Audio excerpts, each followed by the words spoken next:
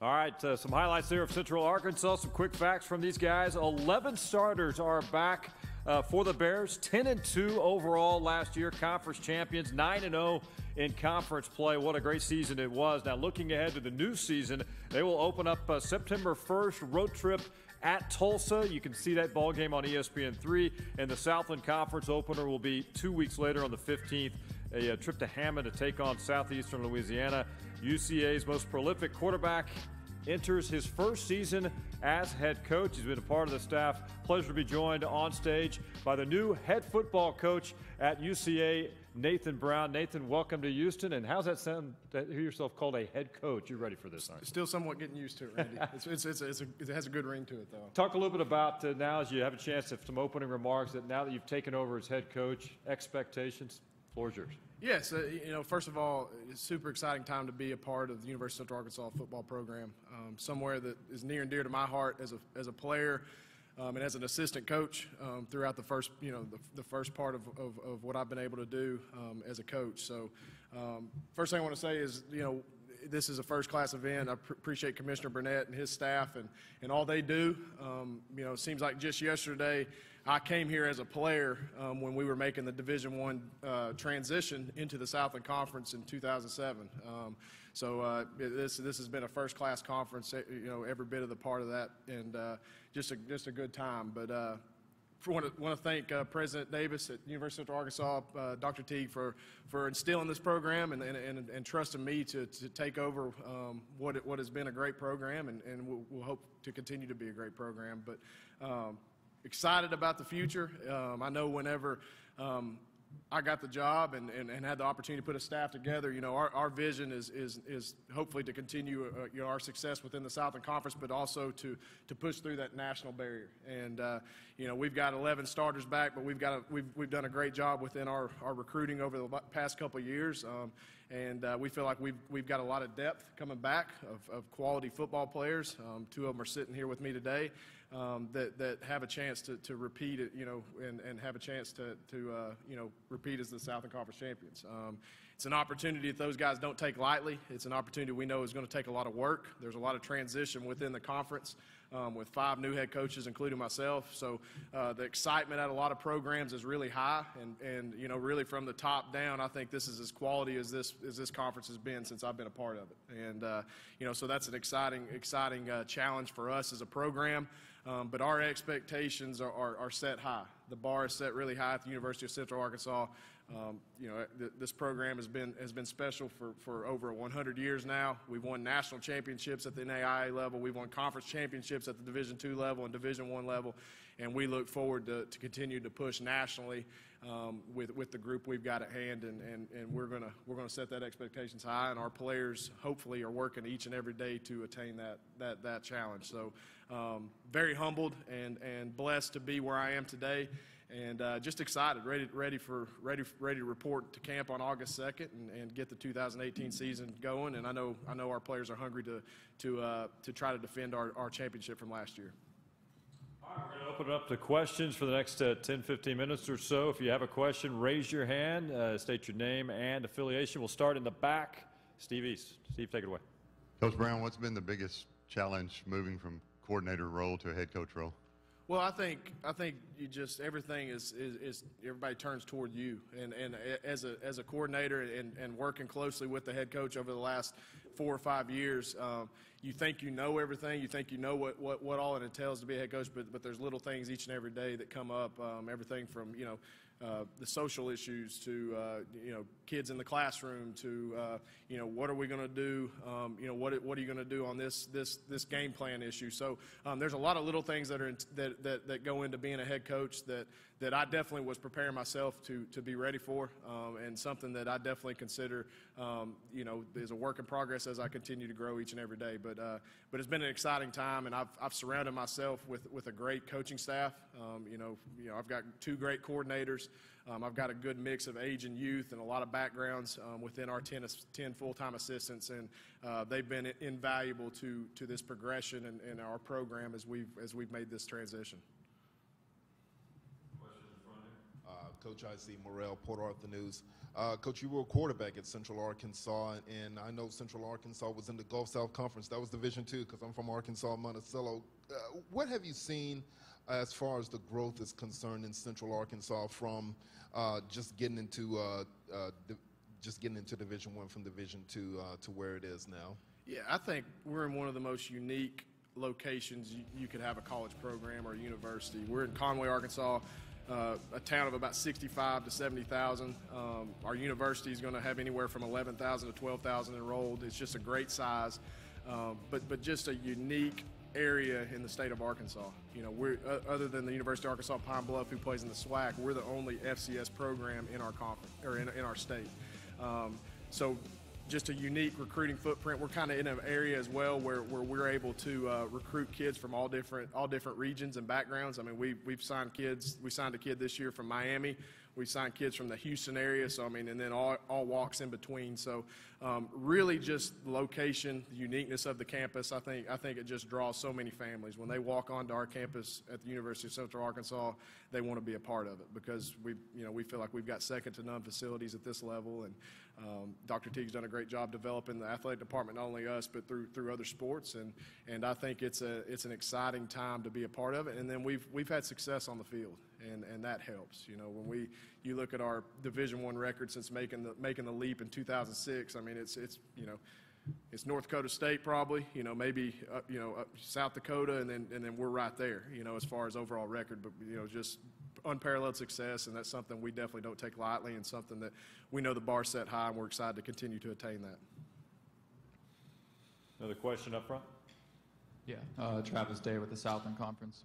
Like you said, obviously the bar is set really high after last season, and you're not a total newcomer to this team. So what are the exact holes that you think you have to fill in the team, and how are you going to accomplish that? I think at UCA we've developed a culture of winning, and that's not any product of myself or really anybody. It's just over the years. When you play at the University of Central Arkansas, when you're a student athlete, when you're a coach, the expectations there is to win football games. And our team, when we bring in freshmen and new recruits, transfers, whoever it is, they file into line, and these guys that I brought with me, they're great examples of that. But we show them the UCA way. And just because we may have lost, our starting quarterback, the defensive player of the year from last year, our head coach left from last year, expectations does not change, and that's what culture breeds, and something that we definitely don't take lightly, and something we're going to put a lot of time and effort in, and our guys are working hard each and every day to attain that to be able to defend that 2017 Southland Championship. All right, question on the right, Chris. Chris Mikoski, Southland Digital Network. Coach, after that loss in the playoffs, how long did it take you guys to step back and realize all that you had accomplished in that season, as opposed to still being disappointed in the end result in the postseason? There's no question. Last season was a great season. Anytime you go 9-0 in a league like this is an accomplishment. I mean, the quality in this league, to me, is as good as anybody's. We played in the postseason for the last 7 years at the University of Central Arkansas, so we've played across the country against different opponents. So don't get it twisted. Last year was a great season. That being said, I think our guys still aren't quite over the loss. I mean, we've made it to the postseason the last 2 years. We were 8-1 in 2016 in the conference and 9-0 last year, and we were second-round teams. And that's not good enough for us. And these guys will attest to that I brought with me. But that's something that we want to push through. And we know we've got a challenging slate ahead of us. I mean, you look at some of the games we've got on the road this year, and then obviously a challenging home schedule. It's not going to be easy to get back to that point, and we don't take that lightly, because it's not every year you can get to the postseason. But we feel like we've got the pieces in place. We've done a good job building depth at certain positions, and we feel like we've got a quarterback in place that can replace Hayden from last year, that we can make another run at it. So it's definitely bulletin board material every year. That second round stench that we've got right now, we've got to break through. Pardon me if this was asked earlier, but I mean, you guys won the Southland Conference last year. This time you all are third. What's your reaction to that? And then also just talk to me about the hire of Ken Collins. He was the head coach in this conference. Well, first of all, to answer your first question about the preseason polls, again, those really don't mean a thing. I mean, I think back to 2016, I think we were preseason 4th or 5th, and we were playing for the conference championship the last weekend of the season at Huntsville against Sam Houston. So preseason polls don't mean much other than it adds a little motivation if you're not picked first. You know, I know historically at the University of Central Arkansas, we've been looking up in the preseason, and usually towards the end of the year, we're usually fighting for something. So that's the expectations of our guys and our team. Something that they'll react to in their own way, in our personal way. We'll talk about it and visit about it. And you know, it's a little disappointing. I know we've got some starters that we're missing from last year, but we feel like we've done a good job developing depth and quality, student athletes behind those guys that if we did lose guys, we feel like we'll be fine at those positions. So it kind of shows the quality of the conference, in my opinion. You know, at the end of the day, I mean, when you go 9-0 in the conference in 2017, you're picked third. Nichols doing what they're doing, Sam Houston having the success they've had lately, and then McNeese where they're at. I mean, you just look at the quality from top to bottom. Like I said, is second to none since I've been a part of this league. And then to answer your second question on Ken Collins, I knew obviously being a first-time head coach.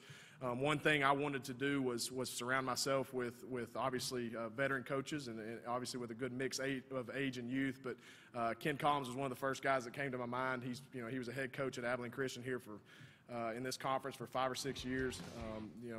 Didn't work out there towards the end of the deal, but he sat out last year. He was a guy that I've stayed in touch with, and I consider one of my coaching mentors through the years.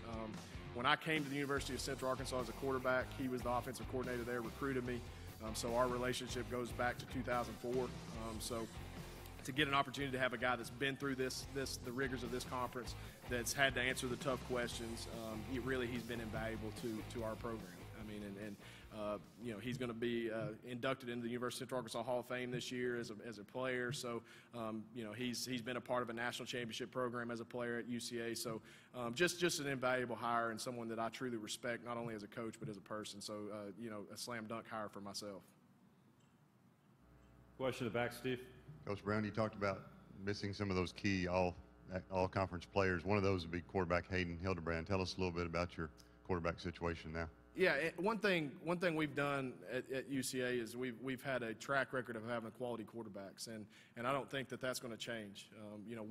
I'll tell you this, be careful what I say, but we had in the way that the transfer rule is going right now, and graduate transfers, you can transfer from FBS to FCS, all those things. We had numerous calls of student athletes, wanting to have a shot to play part of our program. We have a quality program. Maybe they're not cutting it where they're at or they're graduating. We didn't field those calls. We feel like we've done a great job recruiting, not only within our state, but just at the position of quarterback, where we've got quality depth. Very excited about our top 2 guys. I have not named a starter yet, but very comfortable with saying that Braylon Smith, he's from Conway, Arkansas, so that's really, really a neat deal. Conway High School product. Very excited about his progression. Going back to Coach Collins, at times in the spring, you're only given 15 practices. We had to turn to each other and say, pinch ourselves because, this kid has never started a game, but at times he looked like a 2 or 3 year starter. And just has ultimate poise in the pocket, has what I call the it factor, something you can't coach. You go back to, Nathan Dick, Winrick Smothers, Taylor Reed, Ryan Howard, Hayden Hildebrand. We put quality quarterbacks in this conference year in and year out.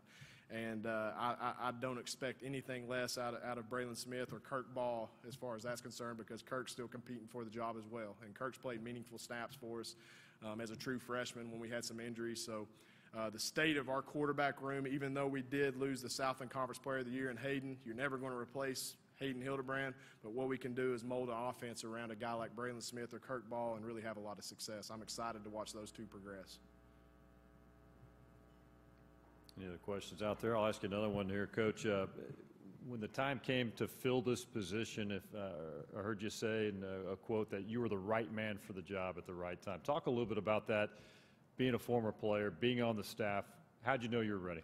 Yeah, I think the key anytime transition happens. In other words, Coach Campbell having the opportunity to go to University of South Alabama, go home where he's from and his wife's from, was just a really a once in a lifetime opportunity for him, especially to get a chance to go coach where he's from. So when the job came open and we knew there was going to be transition, I wanted to make sure that Dr. Teague and our university knew that I wasn't just the convenient choice. I didn't want to be the guy that, okay, he's played here, he's been an assistant coach here, he's done a pretty good job as an offensive coordinator.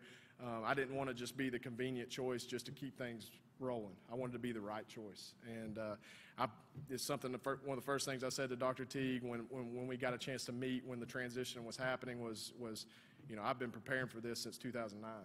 And that may sound crazy because I was 22, 23 years old, but this is something that I don't consider a stepping stone job.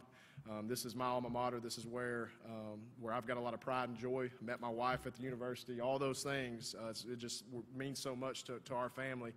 This is a place where I consider a dream job. And I wanted to make sure that not only Dr. Teague, but President Davis and our Board of Trustees understood that was my vision. And my vision wasn't just to, play in the Southland Conference and continue to do what we're doing. I wanted to try to continue to break through the national championship barrier. And I think we've got an opportunity to do that, and a lot of that has to do with great leadership above me, and then just a great location and community and university at Central Arkansas. So, it was an easy choice for me to try to go after it and go get it, and I'm blessed and humbled to have the opportunity to be here. Being a former player, star player, you know all about the fan support in that community. I know that's going to be exciting as a head coach. We'll talk again here in just a few moments, but as we do here at Southland Conference Media Day, we toss it over to Lincoln Rowe, standing by now with a couple of star players from Central Arkansas. Lincoln. Yeah, the defending champs are here, Randy. Of course, Chris Terrell last year as a sophomore defensive end was already first-team all-conference among the cream of the crop. One of very few non-seniors in that top team overall. And, of course, next to me is Carlos Blackmon, the all-conference running back last year. Both of them, again, preseason first-team selections, rightfully so, here in the Southland. Well, again, first let's talk about off-season coaching change. This is a job in Conway, Arkansas that now has developed into a job that when it came open, there were a lot of coaches around the country who would have loved a chance to be sitting across the table from Brad Teague, athletic director, and just have a chance to plead their case. What did it mean to you guys to actually have a Hall of Fame Central Arkansas Bear quarterback, a guy that you already knew, get the promotion instead of an outside hire to try to build on last year's championship run? It was good that we was familiar with the coach, the head coach, and I already knew Coach Brown, so it made it easier for us to communicate with him, talk to him. And, he already knew some of us, so it was a good transition. Carlos? Yeah, I gotta agree. Coach Brown recruited me, and we've had a good relationship the whole time I knew him, since the first day we met. And just from what he did last year with being offensive coordinator and moving the head coach, I think we're gonna have a good chance of being good this year. You're gonna have a new quarterback coming in this year. How often do you think Coach Brown's going to talk about what he was able to do, 7 touchdowns in a game, various accomplishments throughout his career? Does he have a T-shirt with all the accolades printed on it of his time in Conway? No, sir, but I think Braylon Smith is going to have a great season this year. I go against him every day in practice, and I played in the regular season against other sophomore quarterbacks, and I can tell you this now, that Braylon Smith is no different than those quarterbacks. If not better, he has the poise, he has everything that you're looking for a quarterback. Carlos, as much as we talk about the lineage in terms of quarterbacks year in, year out, you've always got a prolific arm. It's easy to overlook what last year a championship running attack featured. Not just you, but 2 other guys. You talked about last year and the freshman of the year, Kiera Crossley. Obviously, he's one of the guys who is back, who received all conference accolades. You also look at Cedric Battle. When you're in a crowded backfield, a running back can respond to that one of 2 ways. Why was it a positive for you? I mean, because you can stay fresh. You have a break whenever you need it. We have guys that can do anything you need. Like anything you need a running back to do, we have those running back to do it. We can block, pass, run, go out and catch the ball. We can do it all. Meanwhile, we, of course, love the cliche, defense wins championships. Chris, last year, you were a part of a team that just continues to be one of the stingier FCS defenses in the league when it comes to going up against the run game. How have you all been able to maintain that kind of success? We take pride in stopping the run. We know stopping the run wins ball games. So in practice, we just try to focus on stopping and running and just playing hard. And that's one of the biggest keys. We go in each week and stopping and run because we know we start to run, they have to pass. And if we can't pass the ball, we're getting sacks. And it gives us a better chance at winning the ball game. You and Eric Jackson, of course, aren't too shabby at stopping the pass as well. Almost 40 tackles for loss just between the two of you last year. 22 sacks, I believe, you all combined. What's a big part of the success? Is there competition for you two? Who can get there first? Yeah, it's a little competition, but my brother Eric Jackson is a great player. I don't think he gets enough credit as he deserves, but I don't think we focusing on just me and him. We focusing on the entire defense and the entire defensive line, trying to get the young guys better, trying to show them how to play. How much does a strong secondary help you guys up front? Oh, it helps us a lot because, some of those sacks that we have is not based off of what we did, but based off of what the coverage was or what the cornerbacks and the safeties did and the linebackers. They help us a lot. I think this year we got some young corners that's ready to play, that's ready to have the opportunity. Well, it's easy to talk about what you two did last year, but of course you were missing a key piece last year on that defensive line who's back finally this year. Remind us of a certain familiar name. Cardell Bess. Yes, sir. He's ready. That's my brother. He pushes me every day. He goes hard in the weight room. And he's a leader. That's something that we need on the team. And I think that he's going to push our defense to the next level this year. Carlos, last year, 800 yards for you, 10 touchdowns. Where is there still room for improvement from 1 year ago? I've been working out and getting better, stronger, faster. I've been encouraging my O-line to get better, stronger, faster, and they're young, but they're picking it up and learning the ropes, and we're going to be good. Well, Jonathan Woodard loved to show up to media days rocking that championship ring. Finally, we've got Bears back in town with the bling on display. You guys have a little motivation. Sometimes you come in as a champion with the target on the back. This year you still get to be hungry. A couple teams ahead of you on that preseason poll. But remembering what you did last year, what's it going to take to have 2 rings going into 12 months from now? Working hard, working as a team, everybody doing their role and contributing to win a ball game, win multiple ball games, and never settling, always hungry. Randy, if this is the 3rd best team in the Southland Conference, we are in for a treat coming up here in 2018. Absolutely. This is going to be a fun football team to watch. Lincoln, appreciate it. Great interview there. A couple more moments here with the head coach, Nathan Brown. And let's talk about a little bit follow-up on your quarterback situation. I know you like what you got out of Braylon, but overall, not only at that position, but you've said all along, we're as deep as we've ever been at Central Arkansas. You really believe that, don't you? I do. And it starts with Braylon, just his poise, his ability. I talked a little bit about him earlier, but when you talk about your backup being a guy like Kirk Ball, who's played significant snaps in the Southland Conference. We've won football games with Kirk Ball playing quarterback for us. So excited about what Kirk brings to the table. I think behind him we've got a red-shirted freshman and a true freshman that we've brought on that just add quality depth. We brought in a kid from the Orlando area, and Bichon McCray, who's a true freshman who I'm excited about. He adds a dynamic to that room that we've never had. He's a true 4-4 kid that can really throw the football. So quality depth at that position is not lacking, in my opinion, in Conway, Arkansas. And across the board, in this offensively and defensively, I know you like the depth you have. Yeah, the first thing you think about is our running back room. Obviously, we've got Carlos Blackmon here. He's a first-team all-conference running back. Mm-hmm. But then you've got a kid that was the freshman of the year last year that's splitting reps and splitting carries with Carlos. And then maybe the most dynamic player in the whole conference in Cedric Battle, who I believe was a preseason all-conference, all-purpose back. We can move him around, shift him around, and do some different things with him. And then, we got 2 or 3 guys that I didn't even mention that could be playing at a lot of schools, in my opinion. So the running back room has a lot of depth. I think our defensive line got Chris here, and we've got a couple guys back from injury that were all conference top players in years past, and Cardell Bess and Dalvin Simmons. But just a testament to good recruiting, testament to guys developing within our strength program. Coach Fodio and his staff do a great job getting those guys ready to play and in shape. So I think our depth is as quality as it's ever been. All right, let's take a look at your schedule now. You're going to open at Tulsa. You've got Murray State. And then you've also got a tough conference schedule. You open up with Southeastern and also your thoughts on, you got McNeese and Sam Houston State on the schedule this year. Yeah, it's obviously a challenging schedule. I mean, anytime you get an opportunity to open at an FBS opponent, that's something that we look forward to, and we're going to be in Tulsa on September 1st, a challenge that we're ready to accept, and then we get a chance to host an Ohio Valley Conference school, so a great inter-conference battle within the FCS. And then obviously the Southland Conference is always a tough schedule. Anytime you have to go to Southeastern, Sam Houston, and McNeese in the same year, that's going to be difficult. I mean, that's long road trips for us, but that's something that we're excited, and I think our guys are ready for that. That's something we educate them on, and we educate them on how the travel is going to be. A lot of these guys have been a part of it before, but something we're excited to attack, and I think we hope to have come out on top of. All right, I got to ask you now. You're a head coach. You're accustomed, I assume, to being up in the box. Now you're going to the sidelines.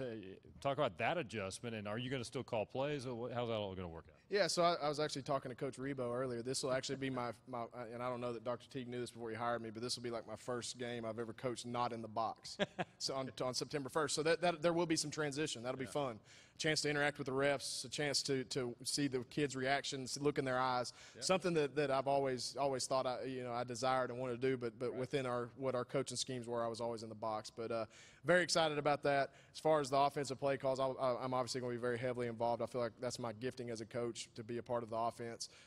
Coach Collins has a great track record as our offensive coordinator of calling plays and being part of successful offenses. So, Coach, we're going to run Coach Collins stuff. We're going to integrate some of the stuff we've done in the past, but I don't want to get it twisted. Coach Collins was brought here to run the offense, and I'm excited about what he has brought to the table through the spring, and I think our players would testify to that as well, that they're excited, and we've got a lot of good stuff and wrinkles that we're adding together, and we expect to have a really good offense. All right, last question. You've been around the program in the Conway, Arkansas area, and I touched on it a few moments ago. Just the support you guys get year in and year out. Just talk about what that means to you as you begin this next chapter of your career, knowing the fan support is there and they believe in you. Well, first of all, I feel like Conway, Arkansas on a Saturday afternoon or evening is second to none at this level. I really do. When you're playing a game on the stripes, under the lights, the atmosphere, if any of you have been a part of it, you understand what I'm saying. Our students have a great support. Our community of the Central Arkansas obviously gets behind us. One of the greatest tailgating venues, in my opinion, in the nation when we shut down Bruce Street. I love driving in when I do games up there. It's the fan support's out. Absolutely. And that's what triggers our guys. Our guys feed off of that, and all the support we get, I think adds a level of juice to our players and gives us an opportunity to maybe push through that barrier in games that are tough and close, and fans are engaged and into it, and usually you can expect an exciting product on the field every Saturday night within this conference at Estes Stadium on the Stripes. All right, it's going to be a fun year. Congratulations, new head coach at Central Arkansas. They all know him, though. He's been around the Bears program for many years. Nathan Brown, hey, thanks for being here today. Good luck this season. Yes, sir.